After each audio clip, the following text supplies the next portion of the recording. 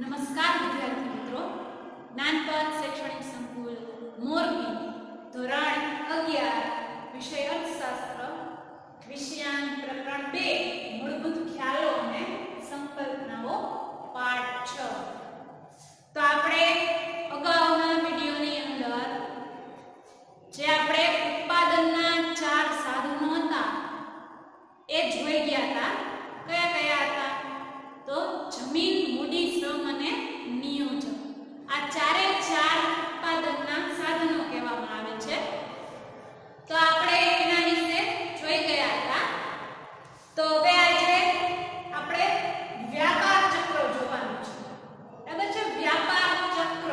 ચક્ર કેવું હોય? ગોળ હોય, ફૈરા રાખે. બરાબર છે? જેમ કેમ ભાઈ માણસ છે તો માણસના જીવનની અંદર પણ શું છે? ચક્રની જેમ પરિવર્તન આવ્યા કરે, ફૈરા રાખે. બરાબર છે? ક્યારેક બે માણસને સુખ આવે ને દુઃખ આવે, તો આવી રીતે પેલું ચક્ર ચાલ્યા કરે. તો એવી જ રીતે ભાઈ વ્યાપારની અંદર પણ શું છે કે ભાઈ આ ચક્ર ચાલ્યા કરતા હોય. એકધારી પરિસ્થિતિ કાયમી માટે રહેતી નથી. તો વ્યાપારની અંદર પણ શું થતું હોય? પરિવર્તન આવ્યા કરે, જે માણસના જીવનની અંદર આવે એ રીતે. તો જે અર્થતંત્રમાં આવતી અસમતુલાઓ એટલે કે ક્યારેક અમુક સિચ્યુએશન પરિસ્થિતિમાં વધારો થાય તો અમુકમાં ઘટાડો થાય, અનબેલેન્સ થઈ જાય. બરાબર? તો અસમતુલાઓ હોય, ઉથલ-પાથલ થઈ જાય. ક્યારેક તેજી હોય તો એની બદલીમાં મંદી થઈ જાય, મંદી હોય તો તેજી થઈ જાય. બરાબર છે? તો આ ઉથલ-પાથલ થતી હોય કે સિવાય કઈ પણ પરિવર્તન આવતા હોય તો એના અહીંયા ચાર પ્રકાર પાડેલા છે. બરાબર છે? જે અર્થતંત્રની અંદર જે અસમતુલાઓ સર્જાતી હોય કે ઉથલ-પાથલ થતી હોય કે કોઈ પણ જાતના પરિવર્તન આવતા હોય તો ચાર પ્રકાર અહીંયા પાડેલા છે. સૌથી પહેલું તો છે કે ભાઈ આકસ્મિક પરિવર્તન, બીજું છે મોસમી આર્થિક પરિવર્તનો, ત્રીજું છે દીર્ઘકાલીન આર્થિક પરિવર્તનો અને ચોથું છે ચક્રવત આર્થિક પરિવર્તનો. હવે છે આ ચારે ચાર શું છે? તો કે ભાઈ જે વ્યાપાર ચક્રની અંદર જે ઉથલ-પાથલ આવે છે, પરિવર્તન આવે છે, એના પ્રકાર છે. તો કઈ રીતે ભાઈ વ્યાપાર ચક્રની અંદર પરિવર્તન આવે? તો પહેલું તો છે કે ભાઈ આકસ્મિક પરિવર્તન આવે. નામ જ એનું કેવું છે? આકસ્મિક. એટલે કે ભાઈ અચાનકથી કંઈક પરિવર્તન આવવું હશે. તો ભાઈ અચાનક કે અણધાર્યું પરિવર્તન કોને કહેવામાં આવે?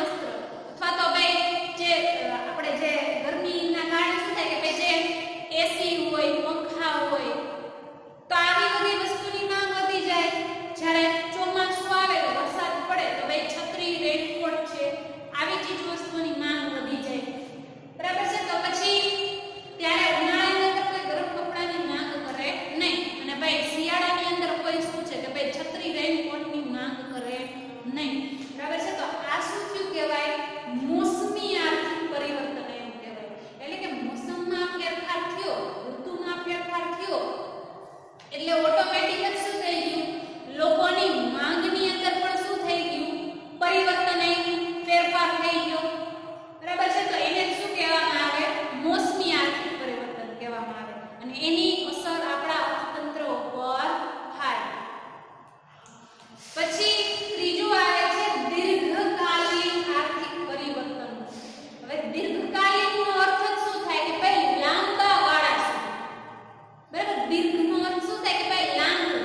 તો લાંબા કાલીન એટલે સમય એટલે દીર્ઘકાલીન આર્થિક પરિવર્તન આવતા હોય કે અર્થતંત્રમાં કોઈ ચોક્કસ દિશામાં લાંબા સમય સુધી પરિવર્તનની પ્રક્રિયા ચાલે છે તેને દીર્ઘકાલીન આર્થિક પરિવર્તન કહે છે. કોઈ પણ ગતિશીલ અર્થતંત્રમાં લાંબા ગાળાના પરિવર્તનો આવતા જ હોય છે જે એક જ દિશામાં હોય છે. અહીંયા પરિવર્તનો ચક્રાકાર હોતા નથી. બરાબર છે. એટલે દીર્ઘકાલીન આર્થિક પરિવર્તનો એટલે કે કોઈ એક જે પરિસ્થિતિ હોય એ લાંબા ગાળા સમય સુધી રહે.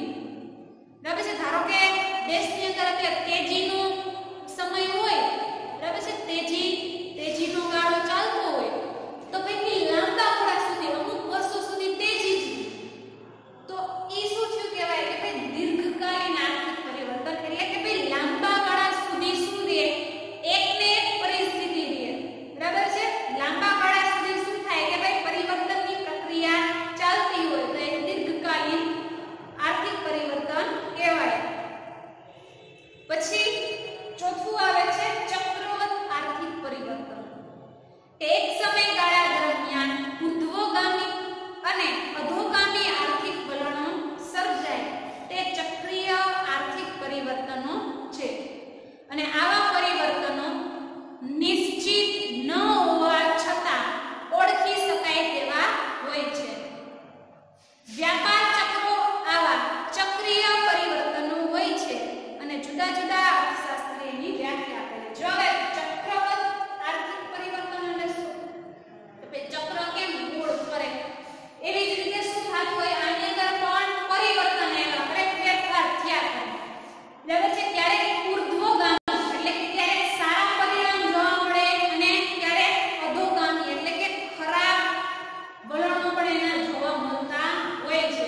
બરાબર છે. ઉદાહરણ તરીકે આપણે જોઈએ કે ભાઈ તેજીનો ગાળો હોય, વળી ચક્ર ફરીને ભાઈ મંદી તરફ જાય, વળી મંદીમાંથી ઊભા થાય તો તેજી તરફ જાય. તો આવી રીતે તેજી મંદીનું ચક્ર છે એ ચાલ્યા કરે. બરાબર છે. એ શું કહેવામાં આવે? ચક્રવત આર્થિક પરિવર્તનો કહેવામાં આવે છે. હવે એટલે આ હતા ભાઈ ચારે પરિવર્તનો હતા વ્યાપાર ચક્રના. બરાબર છે. આકસ્મિક પરિવર્તન હોઈ શકે જે અચાનક આવે, પૂર વાવાઝોડું ગમે ત્યારે આવી શકે. બીજું મોસમી આર્થિક પરિવર્તન કે ભાઈ મોસમ ફરે, ઋતુ ફરે, શિયાળો, ઉનાળો, ચોમાસું તો એવી રીતે એની અંદર આર્થિક પરિવર્તન આવે. પછી ત્રીજું હતું દીર્ઘકાલીન એટલે કે ભાઈ લાંબા ગાળા સુધી એકને એક વસ્તુની અંદર શું આવતું હોય પરિવર્તન થયા રાખે લાંબા સમય સુધી.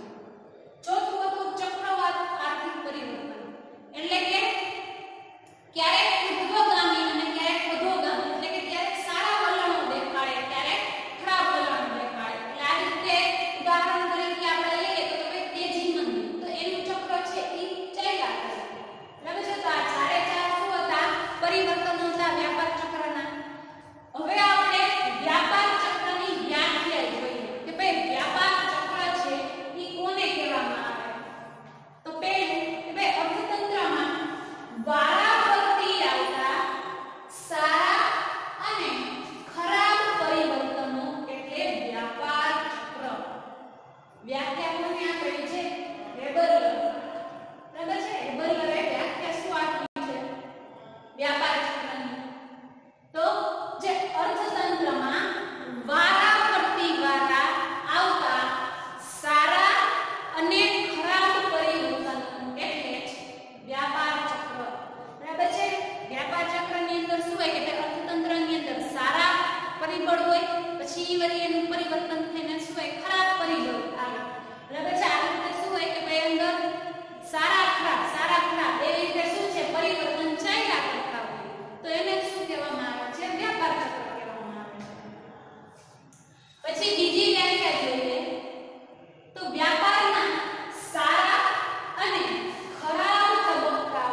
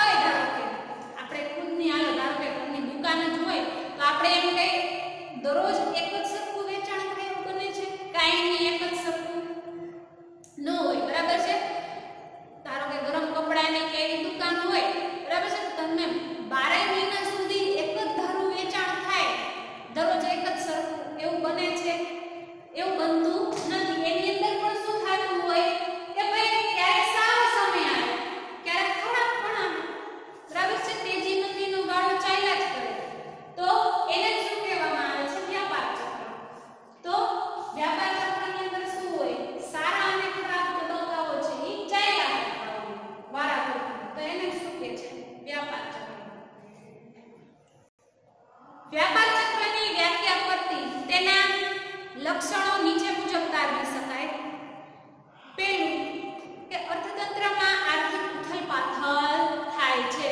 બરાબર, આર્થિક એટલે અગાઉ પણ કીધું હતું શેને લગતું હશે કે ભાઈ કે ક્યાંક ને ક્યાંક નાણાં રિલેટેડ હશે, નાણાંથી સંકળાયેલ હશે, રૂપિયાથી સંકળાયેલ હશે. તો વ્યાપાર ચક્રથી શું થાય? વ્યાપાર ચક્રથી જે અર્થતંત્રમાં આર્થિક ઉથલપાથલ એટલે કે પરિવર્તન છે એ આવે છે. બીજું, અર્થતંત્રમાં સારા અને ખરાબ એવા બે વ્યાપાર તબક્કાઓ જોવા મળે છે. બરાબર છે, અહીંયા આપણે વ્યાખ્યામાં પણ જોયું ને કે ભાઈ અર્થતંત્રની અંદર સારા અને ખરાબ બે તબક્કાઓ આવે. એવું નથી કે માત્ર સારો તબક્કો જ આવે કે પછી ખરાબ જ રહે. બરાબર, આજ ખરાબ હોય તો કાલ સારો થાય, કાલ સારો હોય તો ખરાબ પણ થાય. તો આવી રીતે શું છે, એનું ચક્ર છે એ ચાલ્યા કરે છે. બરાબર, એક ધારી પરિસ્થિતિ જ હંમેશા માટે રહેતી નથી. ત્રીજું, મૂળભૂત રીતે અર્થતંત્રમાં વપરાશને પરિણામે ઉદ્ભવતી માંગમાં પરિવર્તનો છે. બરાબર છે, જે વપરાશને સામાન્ય રીતે મૂળભૂત રીતે આપણે જોઈએ, બરાબર છે, તો વ્યાપાર ચક્ર કોને કહેવામાં આવે છે? તો કે ભાઈ જે અર્થતંત્રમાં વપરાશને પરિણામે ઉદ્ભવતી માંગના પરિવર્તનો છે. આપણે કીધું કે ભાઈ ઋતુ ફરે એમ લોકોની માંગ ફરે, તો એવી રીતે વ્યાપાર ચક્રમાં પણ શું આવતું હોય? પરિવર્તન આવે, તેજી મંદીનું. બરાબર છે. પછી ચોથું છે વ્યાપાર ચક્રીય ઉથલપાથલ સરખા સમયાંતરે ઉદ્ભવતી નથી. બરાબર છે કે ભાઈ આપણે એવો ગાળો નક્કી ન હોય કે ભાઈ આ સમયે તેજી રહેશે, આ સમયે મંદી રહેશે. બરાબર છે, એનો કોઈ ટાઈમ પીરિયડ ફિક્સ હોતો નથી. ગમે ત્યારે ભાઈ ઉથલપાથલ છે એ આવી શકે. બરાબર, સારો સમય હોય, સારો તબક્કો પસાર થતો હોય તો ભાઈ ખરાબ આવી જાય, ખરાબ હોય તો સારો થઈ જાય. તો આ પરિવર્તન ક્યારે આવશે એવું ચોક્કસ નક્કી હોતું નથી, એનો સમયગાળો ફિક્સ હોતો નથી. બરાબર, તો આ વ્યાપાર ચક્રના લક્ષણો. પછી ત્યારબાદ આવે છે વ્યાપાર ચક્રના તબક્કાઓ. કે ભાઈ એક પછી એક સ્ટેપ બાય સ્ટેપ શું છે કે ભાઈ અહીંયા વ્યાપાર ચક્રમાં ફેરફાર પરિવર્તન જે આવે છે એ કઈ રીતે આવે છે, કયા તબક્કાઓમાંથી પસાર થાય છે, તબક્કાઓ એટલે આપણે સ્ટેપ કહીએ. બરાબર, તો આ વ્યાપાર ચક્રના 4 તબક્કાઓ છે. વ્યાપાર ચક્રના કેટલા તબક્કાઓ છે? 4. તેજી, ઓટ, મંદી અને પછી ફરી પાછું સુધારણા. બરાબર છે, તેજીનો ગાળો સૌથી પહેલા હોય તો એનાથી ઓટ આવે. ઓટ એટલે આપણે કેમ દરિયામાં ભરતી ઓટ થાય, ભરતી આવે તો કેમ પાણી દરિયાની નજીક આવે, ઓટ આવે તો પાછું વયું જાય. બરાબર છે, તો આમાં શું હોય કે ભાઈ તેજીનો ગાળો હોય એટલે એકદમ પ્રમાણિત અને એકદમ કરતા હોય, એમાં ધીમે ધીમે શું આવે? ઓટ આવે, ધીમે ધીમે ઘટાડો થાય. અને એક સમય એવો આવે કે ભાઈ સાવ ઘટાડો થઈ જાય તો એને શું કહેવામાં આવે? મંદી કહેવામાં આવે. અને મંદી આવે પછી કાયમી મંદી રહેવાની નથી. પાછું એને ધીમે ધીમે શું થાય? વધારો થાય. ધીરે ધીરે કરીને પાછું શું થાય? વધારો થાય. તો એને શું કહેવામાં આવે? સુધારણા કહેવામાં આવે. એટલે કે ભાઈ સુધારો થાય છે. અને ફરી પાછા આપણે ક્યાં વહી જાશું? તેજી તરફ ધીમે ધીમે કરીને વહી જાશું. તો આવી રીતે શું છે? વ્યાપાર ચક્ર છે સતત તબક્કાવાર ચાલ્યા કરતું. એક ધારી પરિસ્થિતિ રહેતી નથી. તેજી હોય તો તેજીમાંથી ધીમે ધીમે ઓટ આવે એટલે કે ઘટાડો થાય. પછી એક સમય એવો આવે કે સાવ ઘટાડો થઈ જાય તો એને એવી પરિસ્થિતિને શું કહેવામાં આવે? મંદી કહેવામાં આવે. અને મંદીમાંથી પણ પાછું શું છે? ધીમે ધીમે સુધારો થતો જાય. અને સુધારો ધીમે ધીમે થાય અને અંતે ફરી પાછા આપણે ક્યાં વહી જાય? તેજી તરફ છે એ વહી જાય છે. તો આવી રીતે 4 વ્યાપાર ચક્રના તબક્કાઓ છે. જોઈએ આપણે બધું. સૌથી પહેલું તો છે તેજી. વ્યાપાર ચક્રના આ તબક્કામાં વ્યાપાર પ્રવૃત્તિ ઉચ્ચતમ કક્ષાએ વપરાશ અને માંગના ઊંચા દરને કારણે અર્થતંત્રમાં નફાકારકતા હોય છે. માટે મૂડીરોકાણ અને રોજગારીનો ઊંચો દર જોવા મળે છે. બરાબર છે. હવે તેજીનો ગાળો હશે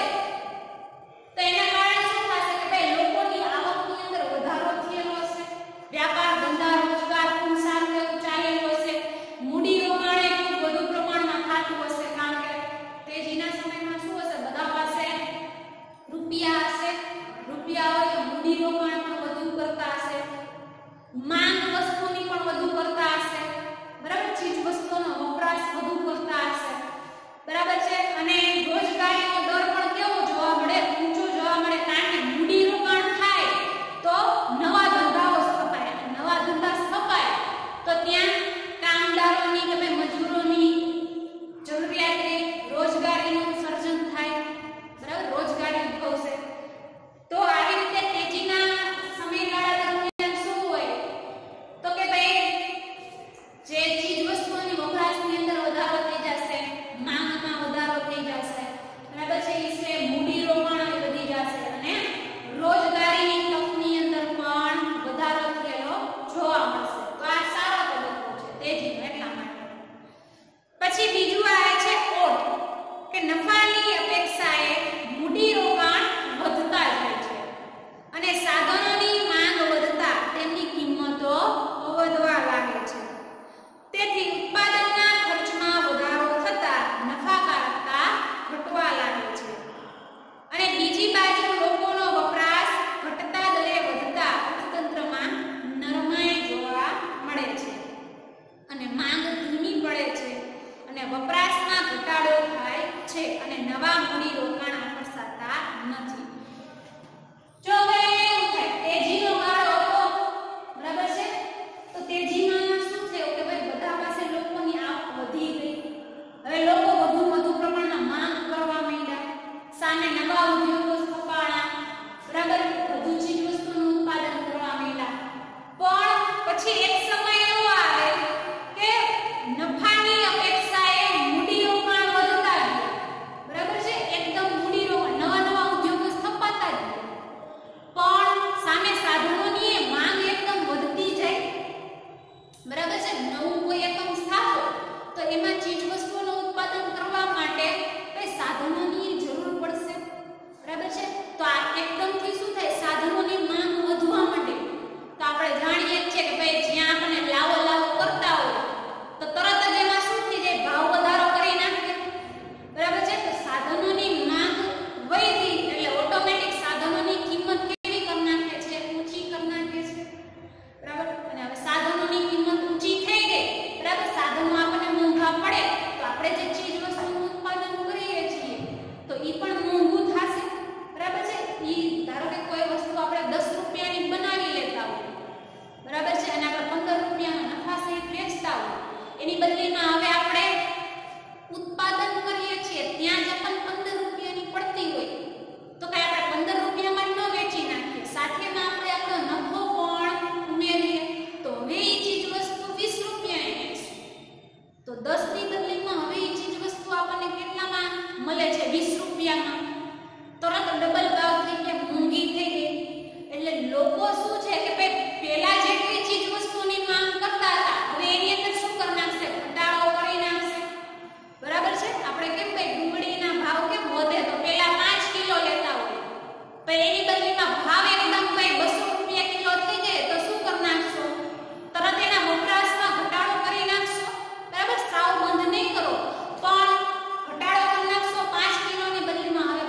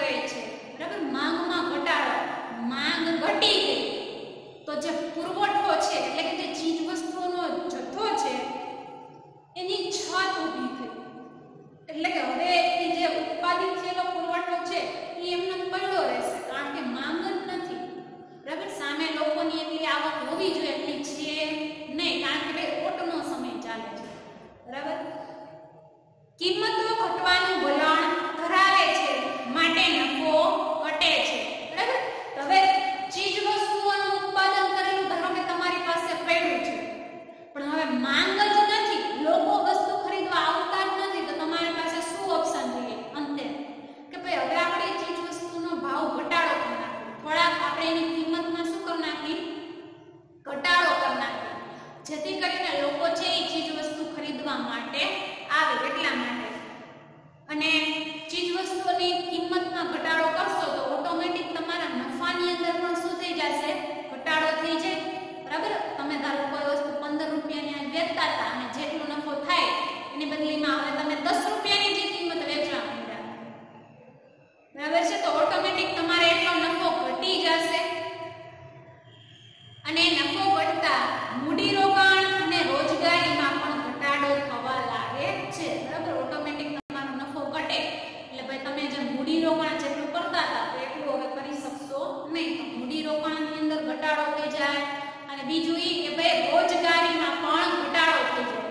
શું કામ? કારણ કે ભાઈ મંદીનો ગાળો છે, રૂપિયા ક્યાં, ગ્રાહકોની માંગ જ નથી, તો આપણે રોકાણ કઈ રીતે કરવું, રોકાણ નવું એકમ ક્યાંથી સ્થાપવું, નવું એકમ નહીં સ્થપાય તો ત્યાં સુધી રોજગારી પણ આપણે કોઈને આપી શકશું નહીં.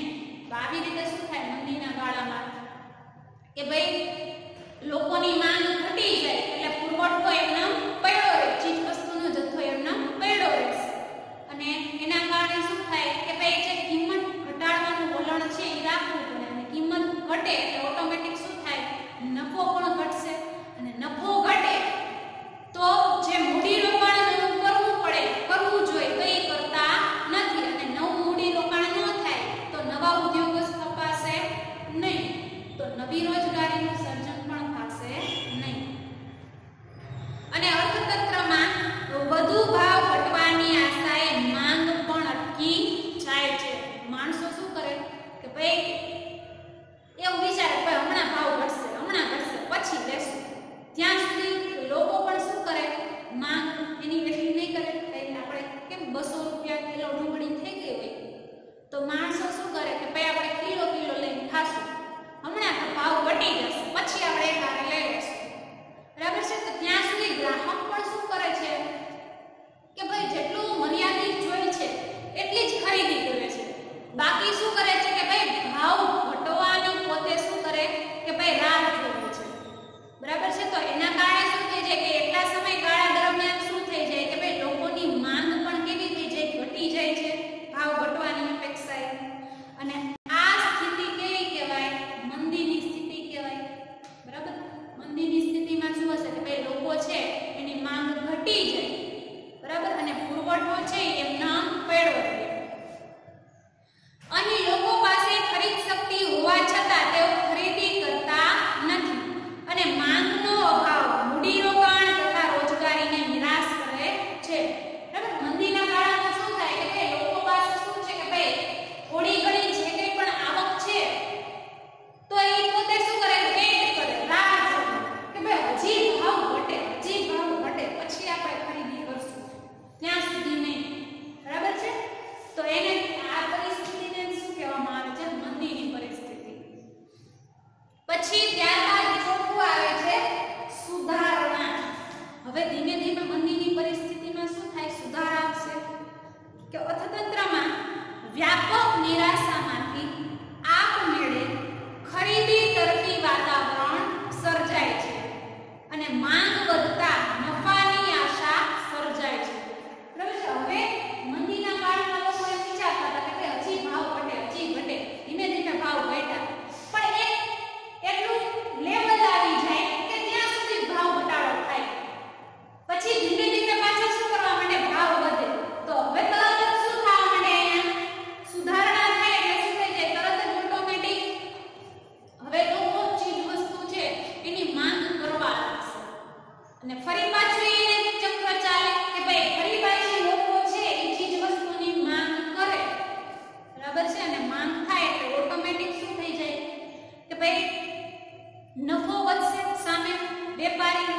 બરાબર. આવક થાય એટલા માટે, અને બેકાર સાધનો કામે લાગતા તેમની આવક વધે છે. બરાબર છે. ફરી પાછી અહીંયા શું થઈ જાય, લોકો માંગ કરવા